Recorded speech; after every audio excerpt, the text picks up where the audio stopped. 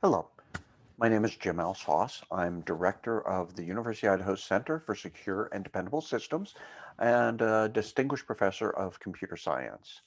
I mostly teach computer science and cybersecurity courses. Today, what I'm going to talk about is data representations. The idea being that we need to understand how computers represent and show data, how they use it in solving computational problems.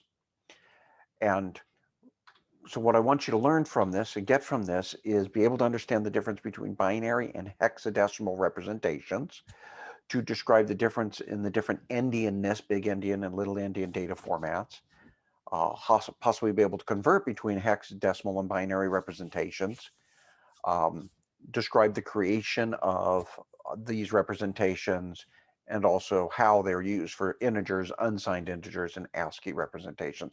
So a lot there, but it's pretty straightforward. And once you see this and get this, you can understand how the computers use the data, and you'll understand how to do a cybersecurity and analysis of that data, or even just regular computer programming analysis. So in computers, data is digitized, digital, um, and it's based on binary values.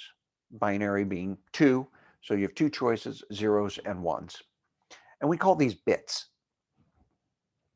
Your normal microprocessors in the computer and the hardware manipulate individual bits or the collection of bits, and they're often put together into what we call bytes, which is a collection of 8 bits.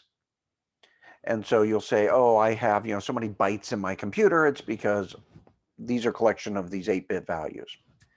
Most devices, computer systems, have what we call a natural data size that can be manipulated in a single operation in the computer. So it's efficient to do things in this natural data size. That natural data size is called a word. And it is very dependent upon the specific implementation, computer microprocessor you're using. Typical word sizes are 64 bits, 32 bits, and 16 bits. For a microprocessor, the word size is usually the amount of information stored in what we call general purpose registers. So places they store the values of variables inside the microprocessor, and they do operation. You want to add two numbers together, you add two register values.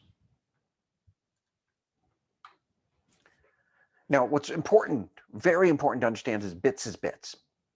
What do I mean by this? Computer hardware provides us limited operations on the data values, on the bits, the bytes, the words. You can copy them, you can move them, you can provide logical operations on them, mathematical operations. And because of that, because it's a very limited thing, what we have to do as a software developer is take things in the real world, colors, names, and turn them into bitwise representations, numerical representations. So these single bits you see in a computer, you see a collection of 8 bits, is that, or 64 bits, is that a memory address? Is it a number, integer data? Is it a floating point data? So floating point is a number with decimal point. So 10.3 is a floating point where 10 could be an integer. Is it a color on your display? Is it a sound, a part of a movie? Is it the status of the hardware devices, the control signals? And software can take this even further, combining the ones and zeros to represent anything the programmer wants. Your health status of your character in a video game, electrocardiogram readings of somebody's heart, text messages, movies, names, addresses, payroll data. All of this it's just what those numbers represent or mean and correspond to in the real world. But it's important to understand how those ones and zeros are being used and what they're used to represent. Because this is where we get some cybersecurity problems, is the computer system loads a value. They asked for something from the user, and it gets loaded into the system and somehow is misinterpreted by the computer system. So originally it said enter your name, the user enters a name and some numbers, computer system takes that and turns it into a command and executes it. That's one way of we get these types of attacks. So understand, bits is bits, Just because you have one representation or understanding what that 1 and 0 mean doesn't mean that's the same the computer system does. Now, how do we do this? How do we use these? So we can write binary numbers as a strings of ones and zeros, just like we write any other number, and these can be interpreted to represent, for example, the number 72 or 72 or 105. If these were binary, where this would be the number of zeros, twos or ones, twos, fours, eights, 16s, etc. We'll get to that in a minute. Could be the ASCII characters, capital H and a lowercase I for high, or colors in an 8-bit true color system, or any other thing the programmer or computer system chooses. If we're using them for numbers, binary numbers can be interpreted as integers, and either signed or unsigned. So always positive if they're unsigned, or it could be positive or negative if they're signed. And what we do is we take these, so we have B0, B1. Notice I'm numbering from the right to the left. And that's because that's just like we write normal numbers, right? So if I write, 72, the 2 is the least significant, 7 is the most significant digit in these two. So what we do is we take the least significant times 2 to the 0 times 1. The next most is 2s. So in base 10, this would be 2 times 1 plus 7 times 10. Here it is whatever this number is, so 0 times 1 plus the next value times 2, so 2 to the first, like the 7 would have been 10 to the first. 2 to the second is 4, so if I had a 1 in front of the 7 to be 100, 10 squared, right, this would be 2 squared. And so we have 2 squared there, then 2 cubed, 2 to the fourth, etc. So if I flush this all out and wrap it down, 2 to the 0 is 1, 2 to the first is 2, then 4, 8, 16, 32. So we have 0 1s, 0 2s mapping up here, 0 4s, 1 8, 1 16, 0 32s, 0 64s, 1 128, 0 128s, etc. So 164 and 1 8 is what I had. That's 72. I may have misspoken there, but one of them. I'm sorry. Okay, integer precision. How do I describe this? With 8 bits, we can represent 256 unique values from 0 to 255. We got 8 bits here, so we have so many 1s, 2s, 4s, 8s, 16s, 32s, 64s, and 128s. Any combination of these, combination of adding 128 or not, 64 or not, 32 or not in there, etc., we can add anywhere up to 255 values. So from 0 to 255. With 16-bit, that actually increases 65,536 possible values, because 2 to the 16th. This limits the range of what we call precision of values we can use.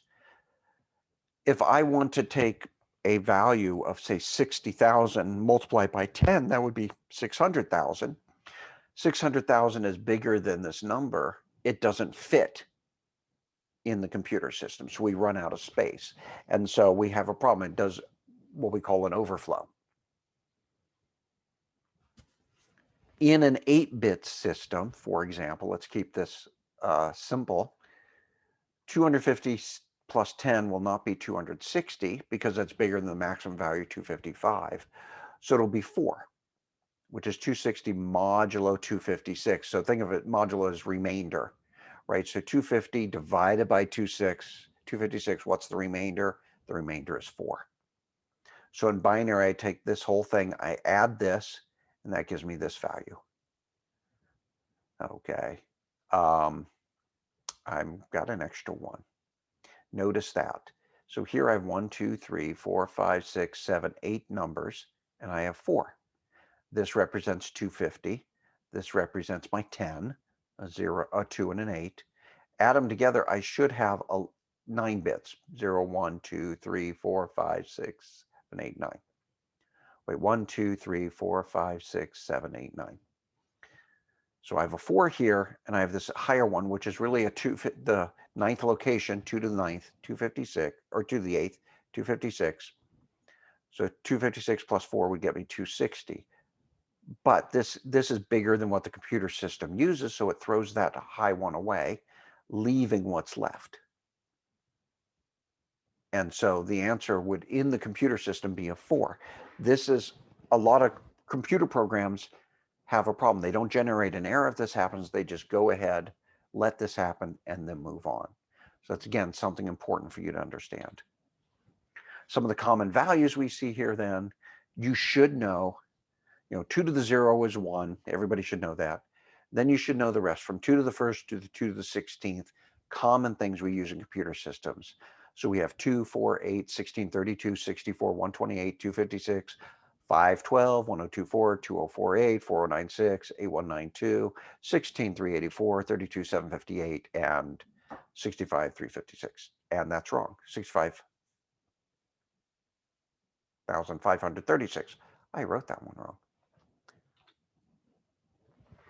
There's some common prefixes you also need to know. Kilo is 10 to the 3rd. Mega, 10 to the 6th. Giga, 10 to the 9th. But what's more important is kilo is to the 10th, so 10 bits. Mega is 2 to the 20th, 20 bits. Giga is 2 to the 30, 38 bits. 2 to the 32 is about 4 billion. 4.29 times 10 to the 9th. So a 32-bit system is 4 billion bytes, right? Or 4 gigabytes is what we typically say. So this would be like megabytes, kilobytes, etc. Tera is 2 to the 40th. So I have a 1 terabyte hard drive. That's 1,000 gigabyte hard drive. So each of these is basically 1,000 times bigger than the previous one. Okay, but we do them in the powers of 2. So it's not quite, it's not exactly 1,000 bigger. It's 1,024 bigger, technically, because it's 2 to the 10th bigger. Petabyte, exabyte, zettabytes, and yottabytes. So these are just common ones that you should be familiar with. What if we have signed integers? Let's go back to that. Signed integers are even more complicated. One way of representing a signed integer is to reserve 1 bit to represent the sign, usually being 0 being positive, 1 being negative. The sign bit replaces the most significant bit. So you'll have an 8-bit system. 7 bits will represent the number from 0 to 127, and then that top bit will say, is it positive or negative 127? A more common way of doing this is using what we call 2's complement. Okay, so negative 28 is taken by taking positive 28 in binary, in this representation, flipping all the bits, that complements all the bits, and then adding 1.